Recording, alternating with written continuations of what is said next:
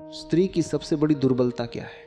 मैं एक बात बहुत साफ शब्दों में कहकर शुरू करना चाहता हूँ, स्त्री दुर्बल नहीं है।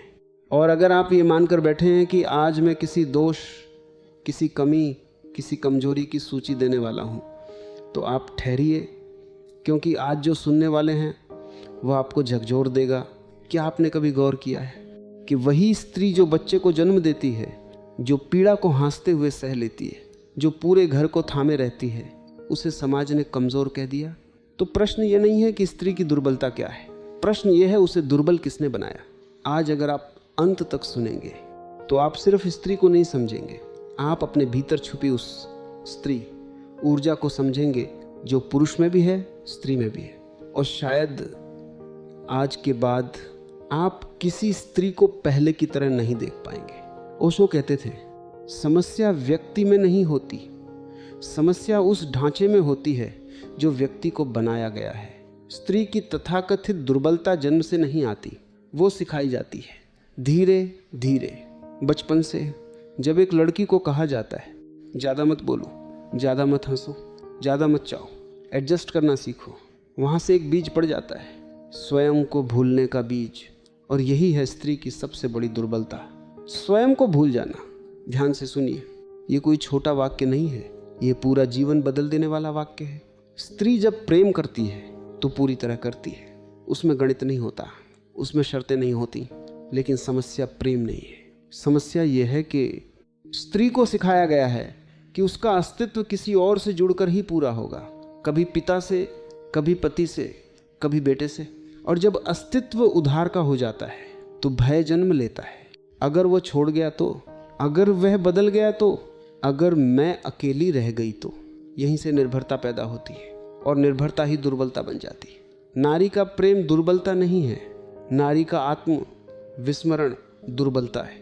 समाज ने स्त्री को सुंदर होना सिखाया, लेकिन स्वतंत्र होना नहीं सिखाया। त्याग करना सिखाया, लेकिन सीमाएं बनाना नहीं सिखाया। सेवा करना सिखाया, लेकिन स्वयं के लिए खड़ा होना नहीं सिखाया। और फिर जब वो टूटती है, जब वह रोती है, जब वो चुप हो जाती है, तो समाज कहता है, देखा स्त्री कितनी भावुक होती है। नहीं, वह भावुक नहीं है, वह थकी हुई है, थकी हुई है लगातार खुद को दबाते दबाते। ओशो कहते हैं, जब कोई व्यक्ति स्वयं को प्रेम नहीं कर पाता तो वह प्रेम में भी भिखारी बन जाता है। स्त्री की सबसे बड़ी दुर्बलता यही भिखारापन है।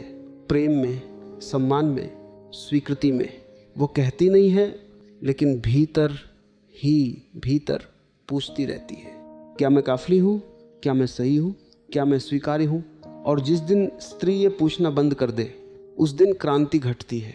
ध्यान दीजिए, मैं ये नहीं कह रहा कि स्त्री बदल जाए, मैं कह रहा हूँ स्त्री स्वयं को याद करे कि वह सिर्फ माँ नहीं है, सिर्फ पत्नी नहीं है, सिर्फ बेटी नहीं है, वह एक चेतना है, एक स्वतंत्र आकाश है। लेकिन ये याददाश्त अचानक नहीं आती, ये ध्यान से आती है, ये जागरूकता से आती है।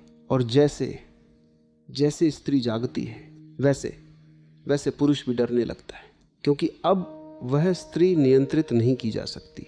यही कारण है कि सदियों से स्त्री की दुर्बलता का मिथक गढ़ा गया, क्योंकि जो जाग गया उसे बांधा नहीं जा सकता। और शायद यही वजह है कि आज भी बहुत सी स्त्रियां चुपचाप सहना पना स्वभाव समझ लेती, लेकिन ये स्वभाव नहीं है, ये सीखी हुई गुलामी है। अब यहाँ एक बहुत गहरी बात आती है जिसे समझना आसान नहीं है। स्त्री की सबसे बड़ी दुर्बलता यह नहीं है कि वह प्रेम करती है, दुर्बलता यह है कि वो प्रेम में खुद को खो देती है। और जब कोई खुद को खो देता है तो उसे पाने के लिए वह कुछ भी सहने को तैयार हो जाता है। यहीं से संबंध जहरीले होते हैं, यहीं से आत्मा सिकुड़ने लगती है। लेकिन इस अंधेरे के बाद एक द्वार है, और वही द्वार है जहाँ से स्त्री सिर्फ स्त्री नहीं रहती, वह शक्ति बन जाती है। स्त्री की सबसे बड़ी दुर्बलता क्या है? ये कोई दर्शन की किताबों में बंद प्रश्न नहीं है, ये प्रश्न रोज हमारी रसोई में सांस लेता है, हमारे बेडरूम में रोता है, हमारे मोबाइल की चुप्पी में छुपा बैठा है। अगर ये विषय ज़रूरी ना होता तो इतनी स्त्रियां भीतर से इतनी थकी हुई ना होती, तो इतनी मुस्कानें नकली ना होती, तो इतनी रातें बिना किसी से बात किए न कटती। ये विषय इसलिए ज़रूरी है क्योंकि ये सिर्फ स्त्री की कहानी नहीं है, ये हर उस इंसान की कहानी है जो खुद को भूल कर जी रहा है। आप किसी भी घर में जाइए, बहुत साफ सुथरा घर होगा, सब कुछ व्यवस्थित होगा, लेकिन अगर आप ध्यान से सुने तो आपको एक थकी हुई सांस सुनाई देगी। वह सांस उस स्त्री की है जो सुबह सबसे पहले उठती है और रात को सबसे बाद में सोती है। दिन भर वो सबका ख्याल रखती है, बच्चों का, पति का, सास ससुर का, घर का। लेकिन अगर आप उससे पूछें आज तुम कैसी हो, तो वह मुस्कुरा कर कह देगी मैं ठीक हूँ।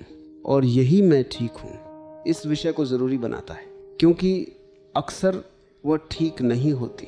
ये विषय इसलिए ज़रूरी है क्योंकि बहुत सी स्त्रियां अपने दुख को शब्द देना ही भूल चुकी हैं।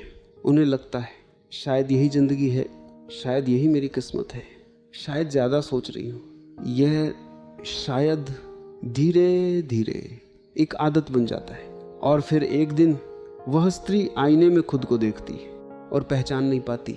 चेहरा जाना पहचाना होता है, लेकिन आंखों में कुछ खोया हुआ होता है।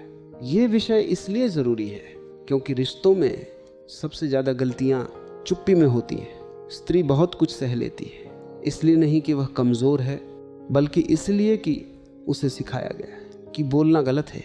वो सोचती है अगर मैं बोलूँगी तो झगड़ा होगा, अगर मैं बोलूँगी तो लोग मुझे गलत समझेंगे, अगर मैं बोलूँगी तो शायद रिश्ता टूट जाएगा, और वो चुप रह जाती है। लेकिन किसी ने उसे नहीं बताया कि चुप रहकर भी रिश्ते मर जाते हैं, बस फ़र्क इतना है, मौत धीरे आती है। यह विषय इसलिए ज़रूरी है क्योंकि बहुत सी स्त्रियां दूसरों की ज़िंदगी संवारते संवारते अपनी ज़िंदगी कहीं पीछे छोड़ आती हैं।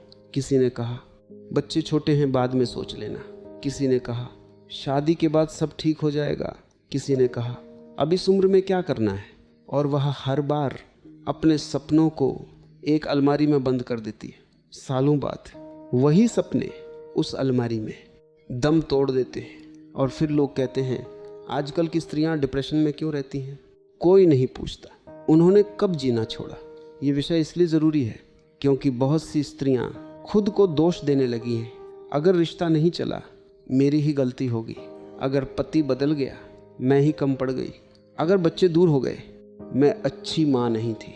ये आत्म दोष सबसे खतरनाक जहर है, क्योंकि बाहर का जहर मार देता है लेकिन भीतर का जहर जिंदा रखते हुए मारता है। और सुनिए, यहाँ कोई न्याय नहीं हो रहा, कोई कटघरा नहीं है। अगर आप एक स्त्री हैं और ये सुनते हुए आपकी आंखें नम हो रही हैं, तो इसका मतलब ये नहीं कि आप कमज़ोर हैं, इसका मतलब है आप सच सुन रही हैं। और अगर आप एक पुरुष हैं और ये सुनकर आप असहज हो रहे हैं, तो ये अपराध बोध नहीं है, ये जागने की शुरुआत है।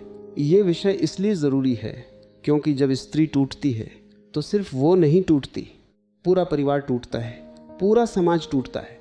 एक दबाई हुई स्त्री स्वस्थ बच्चों को जन्म नहीं दे सकती। एक डरी हुई स्त्री प्रेम देना भूल जाती है। और फिर हम कहते हैं दुनिया में प्रेम क्यों कम होता जा रहा है, क्योंकि प्रेम का स्रोत ही सूखने लगा है।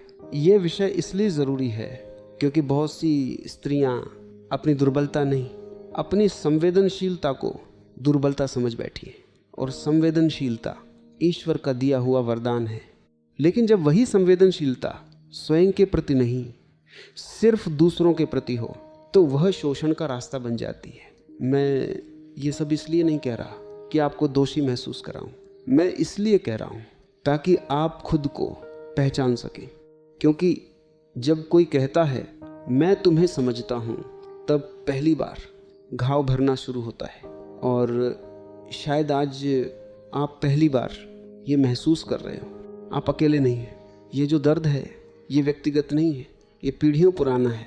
लेकिन याद रखिए, जो पीढ़ियों से चला आ रहा है वह यहीं रुक भी सकता है। और यहीं से अब एक और गहरा प्रश्न उठता है, अगर ये दुर्बलता सीखी हुई है तो क्या इसे छोड़ा भी जा सकता है?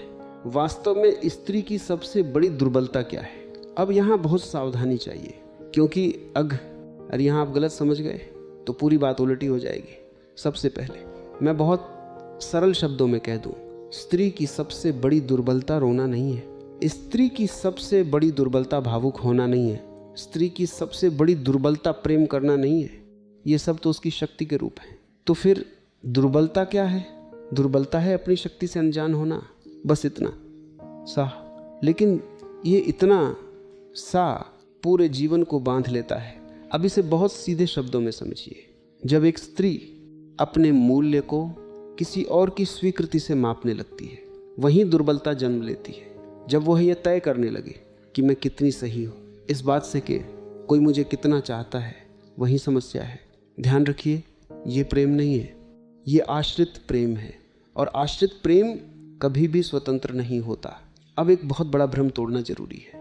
भ्रम नंबर 1, स्त्रियां स्वभाव से ही कमज़ोर होती हैं।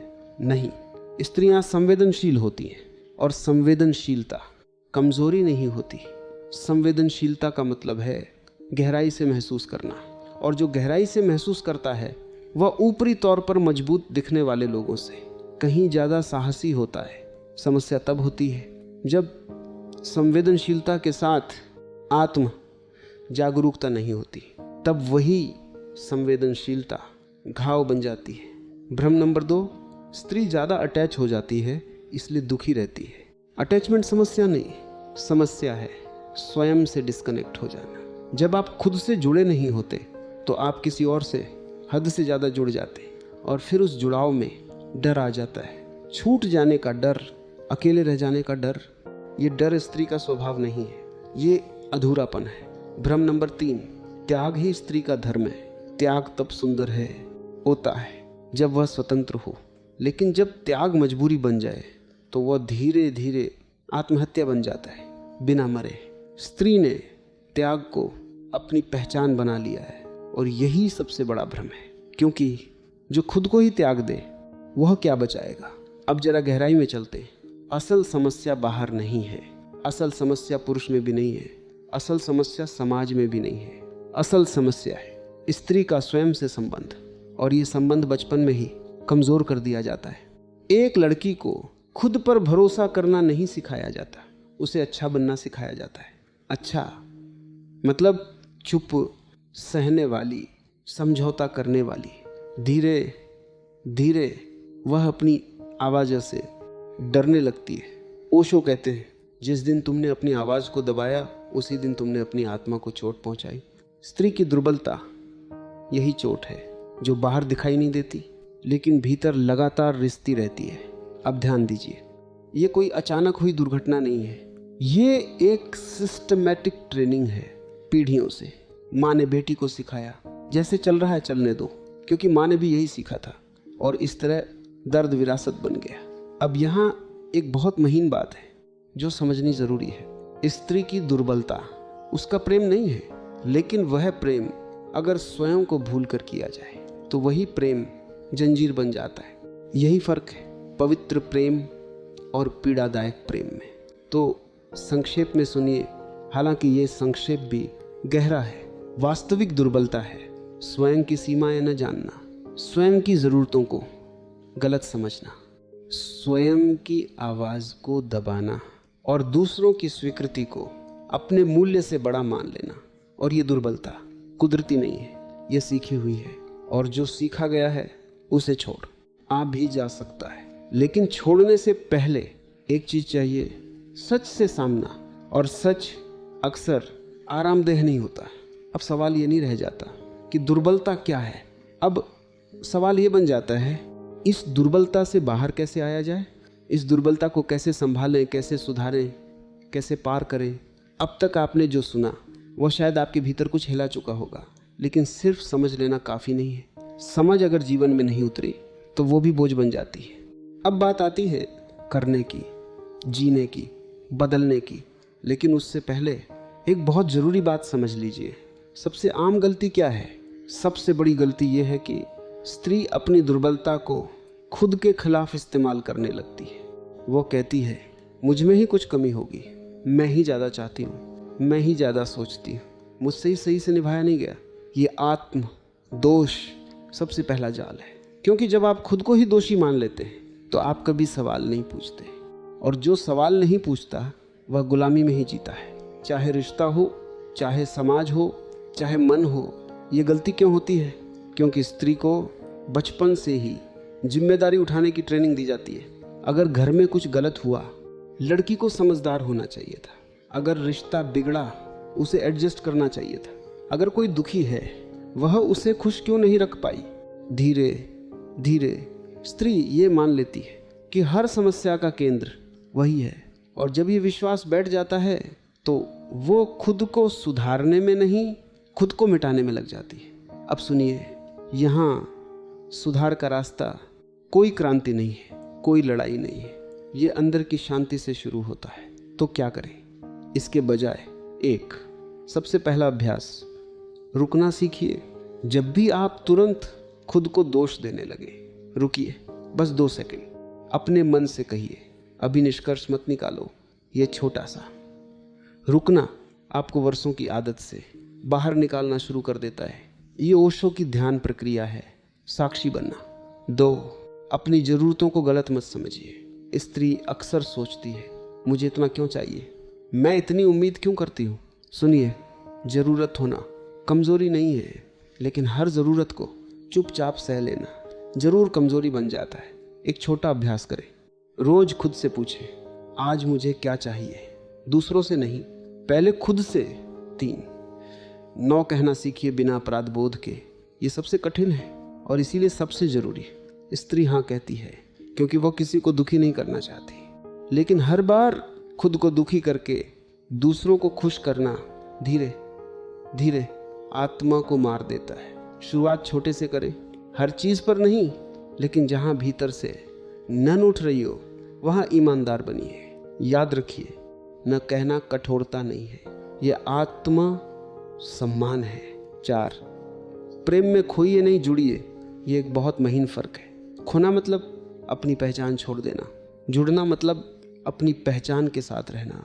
हर रिश्ते में एक सवाल जिंदा रखिए, क्या मैं इसमें खुद रह पा रही हूँ? अगर जवाब बार बार नहीं है तो समस्या प्रेम में नहीं है, समस्या संतुलन में है। 5, रोज़ अकेले रहना सीखिए। डरिए मत, अकेलापन नहीं, एकांत।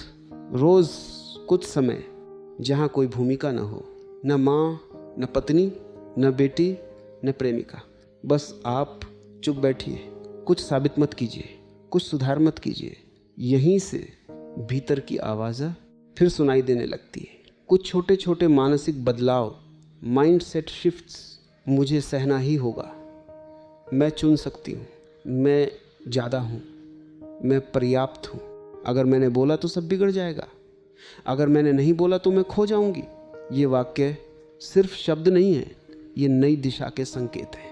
और सबसे आखिरी, सबसे ज़रूरी बात, खुद को तुरंत बद्ध लड़ने की कोशिश मत कीजिए। ओशो कहते थे, परिवर्तन प्रयास से नहीं, जागरूकता से होता है। बस देखना शुरू कीजिए, कहाँ आप खुद को छोड़ देती हैं, कहाँ आप खुद से दूर चली जाती हैं। यही देखना धीरे धीरे दुर्बलता को शक्ति में बदल देता है। और जब ये होने लगता है तो एक दिन आप महसूस करते हैं, आप अब वही नहीं हैं जो कभी चुपचाप सब सह लेती थी। आप अब स्वयं के साथ खड़ी हैं। और यहीं से कहानी का सबसे सुंदर हिस्सा शुरू होता है, एक सच्ची सी लगने वाली कहानी।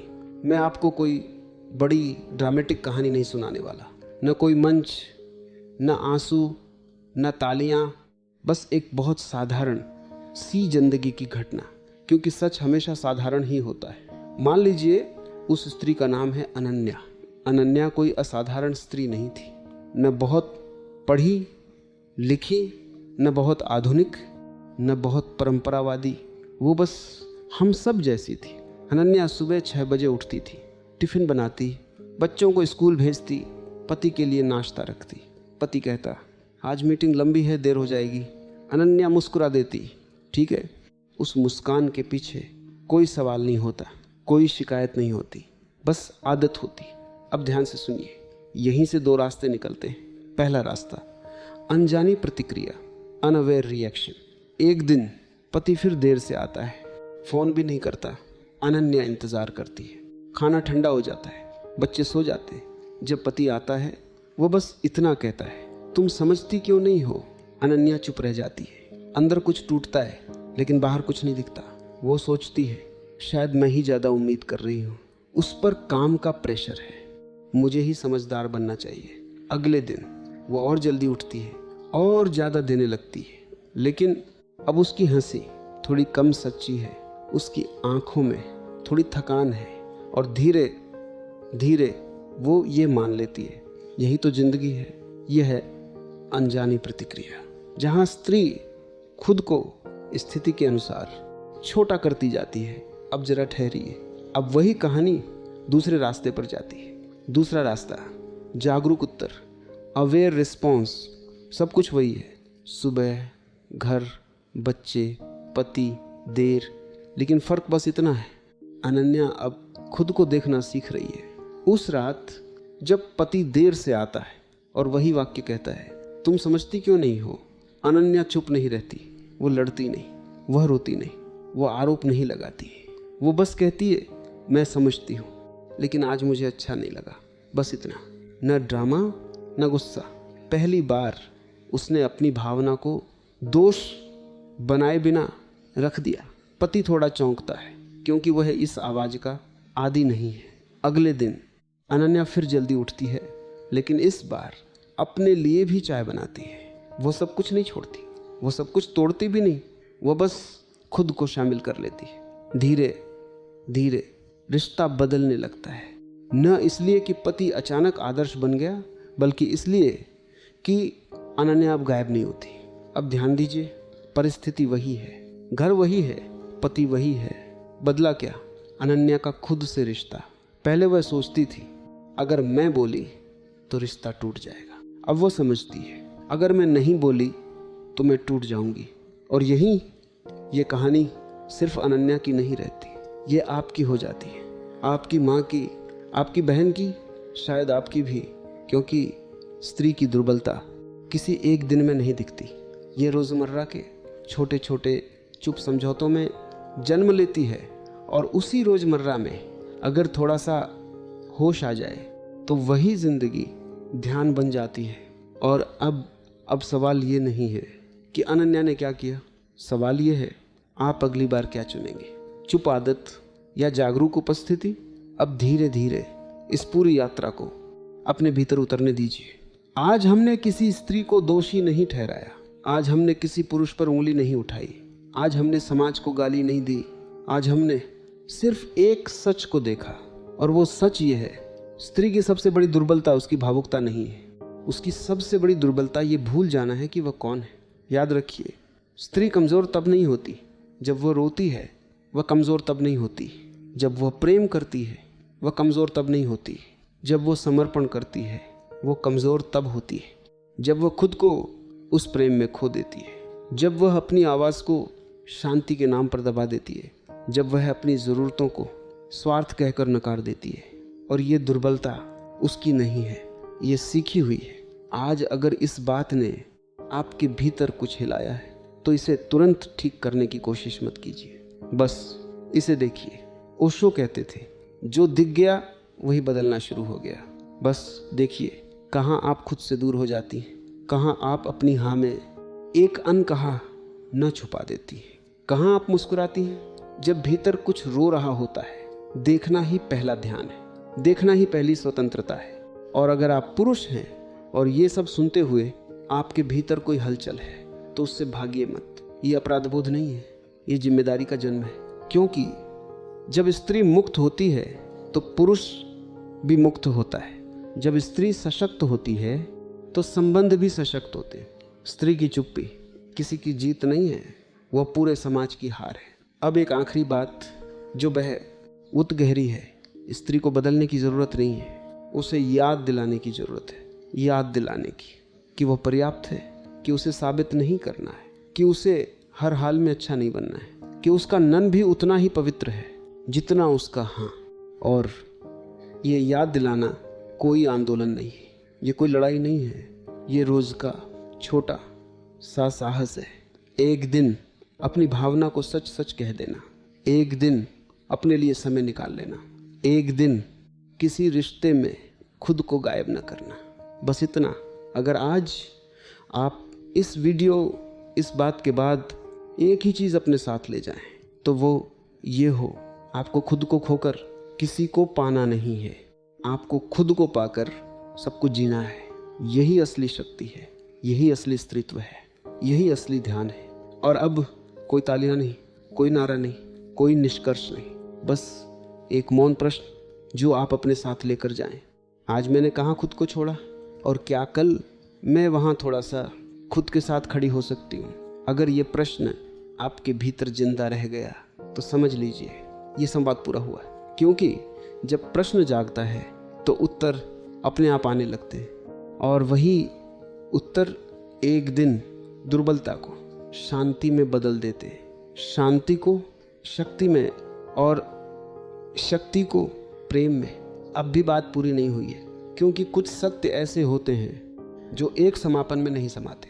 और ये विषय, ये स्त्री की कहानी, ये सिर्फ समझने का विषय नहीं है, ये जीने का विषय है। अब जरा एक पल के लिए सब कुछ भूल जाइए, किताबें, विचार, शब्द, भाषा। बस एक पल के लिए अपने जीवन की किसी स्त्री को याद कीजिए। आपकी माँ जो हौंसते हुए थक गई, आपकी बहन जो समझदार बनते बनते चुप हो गई, आपकी पत्नी जो सब कुछ होते हुए भी अकेली महसूस करने लगी, या शायद आप खुद। और अब खुद से पूछिए, क्या उसकी समस्या ये थी कि वो ज़्यादा महसूस करती थी, या समस्या ये थी कि उसने महसूस करते हुए भी खुद को व्यक्त करना छोड़ दिया? स्त्री की सबसे बड़ी दुर्बलता कभी बाहर दिखाई नहीं देती। वह आंसुओं में नहीं होती, वह शिकायतों में नहीं होती, वह उस क्षण में होती है जब वो खुद से कहती है कोई बात नहीं, और बात होती है, बहुत बड़ी बात होती है। ओशो कहते थे, जो तुम बार बार कहते हो वही तुम बन जाते हो। और स्त्री ने पीढ़ियों से यही कहा है, कोई बात नहीं। यही वाक्य उसकी सबसे गहरी थकान बन गया है। अब मैं आपसे कोई बड़ा वादा नहीं चाहता, कोई क्रांतिकारी कदम नहीं, कोई नाटकीय बदलाव नहीं। मैं आपसे सिर्फ एक बहुत छोटा सा प्रयोग चाहता हूँ। अगली बार जब आपके भीतर कोई बात नहीं उठे तो ज़रा रुक जाइए, बस रुक जाइए, और खुद से पूछिए, सच में कोई बात नहीं, या मैं खुद को चुप करा रही हूँ? अगर जवाब दूसरा है तो बस उसे स्वीकार कर लीजिए, कुछ मत कीजिए, बस स्वीकार। यही स्वीकार पहली स्वतंत्रता है। और सुनिए, स्वतंत्रता का मतलब अकेला हो जाना नहीं है। स्वतंत्रता का मतलब है रिश्तों में रहते हुए खुद के साथ रहना। जब स्त्री खुद के साथ होती है तो उसका प्रेम भय से नहीं आता, उसकी सेवा मजबूरी से नहीं आती, उसका त्याग दर्द से नहीं आता, तब प्रेम प्रसाद बन जाता है। ये बात समझ लीजिए, दबी हुई स्त्री कभी भी पूर्ण स्त्री नहीं होती, और अपूर्ण स्त्री कभी भी गहरे प्रेम में नहीं रह सकती। और फिर हम पूछते हैं, रिश्तों में मिठास क्यों नहीं रही? क्योंकि मिठास डरी हुई आत्मा से नहीं आती। अब अंतिम और सबसे गहरा सत्य, स्त्री को शक्ति बनने की जरूरत नहीं है, वह शक्ति है। उसे बस अपने ऊपर से डर की परतें हटानी है, आदतों की परतें, सीखे हुए त्याग की परतें। जैसे धूप बादलों के पीछे नहीं बनती, बस दिखाई देने लगती है। और अगर आज ये बात आपके भीतर थोड़ी देर के लिए भी गूंज गई है तो यही पर्याप्त है, क्योंकि जागृति शोर से नहीं आती, वह धीरे धीरे चुपचाप आती है। और एक दिन आप पाते हैं, आप अब वैसी नहीं रही जो हर बात सह लेती थी। आप अब अपनी उपस्थिति में पूरा वजन रखती हैं। तो इस पूरी बात का अंतिम सार सिर्फ इतना है, स्त्री की सबसे बड़ी दुर्बलता उसका प्रेम नहीं है, उसकी सबसे बड़ी दुर्बलता उस प्रेम में खुद को भूल जाना है। और जिस दिन वो खुद को याद कर लेती है, उसी दिन दुनिया बदलने लगती है, चुपचाप, बिना घोषणा के, बिना लड़ाई के। अब ये संवाद यहीं समाप्त नहीं होता, ये आपके जीवन में शुरू होता है। आज नहीं तो कल, किसी छोटे से पल में, किसी साधारण से निर्णय में। और जब वो पल आए तो बस इतना याद रखिए, आपको सहने के लिए पैदा नहीं किया गया है, आपको जागने के लिए पैदा किया गया है।